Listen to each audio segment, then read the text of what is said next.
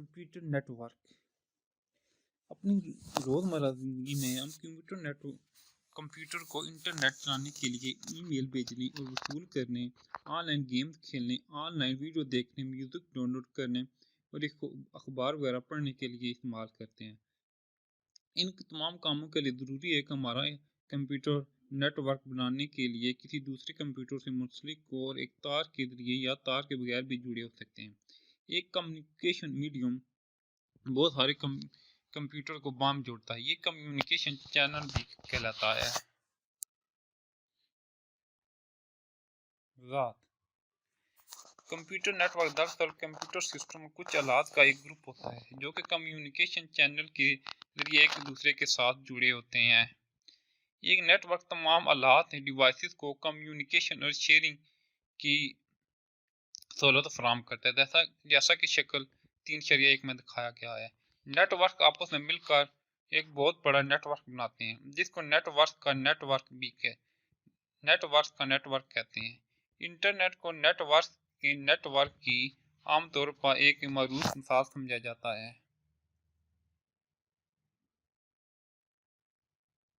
Computer net work کی ضرورت۔ Computer net work اس لیے قائم کیا گیا ہے کہ وسائل اشتراک کیے جا سکیں۔ وسائل کے اشتراک کی چند مثالیں پیش ہیں۔ File sharing. Network computer کی فائل شیئر کرنے میں مدد کرتی ہے۔ مثال کے طور پر اگر آپ کو بورڈ کی ڈیٹ شیٹ کی ضرورت ہے تو آپ اس انٹرنیٹ سے انٹرمیڈیٹ بورڈ کا چکر لگائے بغیر ڈاؤن لوڈ کر سکتے ہیں۔ اس طرح بورڈ کو آپ کی تصویر اور معلومات کی ضرورت ہوتی ہے، وہ تمام چیزیں آپ کے داخلہ کے لیے نیٹ سے حاصل کر سکتے ہیں۔ مختصر یہ کہ فائل شیئرنگ سے روزمرہ کے کاموں میں مدد ملتی ہے، جیسا کہ تصویر 3.2 میں دکھایا گیا ہے۔ مثال، اگر آپ کے استاد مشترکہ رزلٹ تیار کرنا چاہتے ہیں تو وہ رزلٹ کی فائلیں اسکول کے نیٹ ورک پر شیئر کر سکتے ہیں۔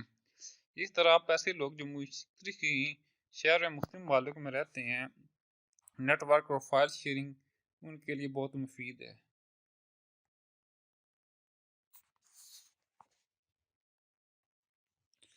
Hard where sharing.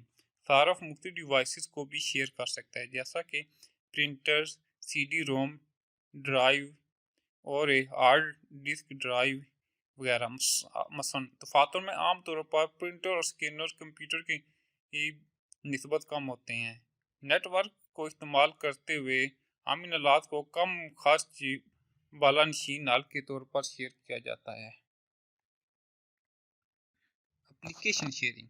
اپلیکیشن کو بھی انٹرنیٹ پر شیئر کیا جا سکتا ہے۔ اس کا مطلب یہ ہوا کہ ایک اپلیکیشن کو ایک ہی وقت میں ایک سے زیادہ صارف استعمال کر سکتے ہیں۔ مثال کے طور پر بینک میں مینیجر، کیشیئر اور ایک اے ٹی ایم کا صارف نیٹ ورک میں ایک ہی اپلیکیشن استعمال کر رہے ہوتے ہیں۔ انٹرنیٹ کنیکشن کی شیئرنگ۔ گھروں یا دفاتر میں انٹرنیٹ کنیکشن کو ہم عام طور پر ایک سے زیادہ صارفین میں شیئر کرتے ہیں، جیسا کہ شکل 3.1 میں دکھایا گیا ہے۔ User communication. نیٹ ورک صارف کو یہ اجازت دیتے ہیں کہ وہ ای میل، نیوز گروپ اور ویڈیو کانفرنس کے ذریعے ایک دوسرے سے کمیونیکیشن کر سکیں۔ اس طرح بہت سارے لوگ جو مختلف مقامات پر بیٹھے ہیں ایک ہی بے وقت ایک دوسرے سے بات کر سکتے ہیں۔ مثال،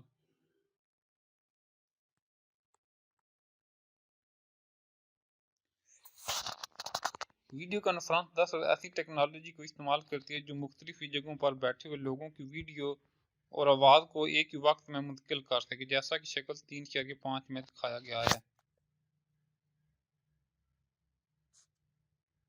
محفوظ کرنے کی صلاحیت میں اضافہ۔ محفوظ کرنے کی صلاحیت سے مراد یہ ہے کہ وہ وقت جہاں تک کسی کمپیوٹر میں ڈیٹا محفوظ کیا جا سکتا ہے۔ اگر ہم اپنے کمپیوٹر کو کسی ایسے کمپیوٹر سے منسلک کرتے ہیں جس کی ڈیٹا محفوظ کرنے کی صلاحیت ہم سے زیادہ ہو تو ہم اس کمپیوٹر کی ہارڈ ڈسک کو بھی اپنا ڈیٹا محفوظ کرنے کے لیے استعمال کر سکتے ہیں۔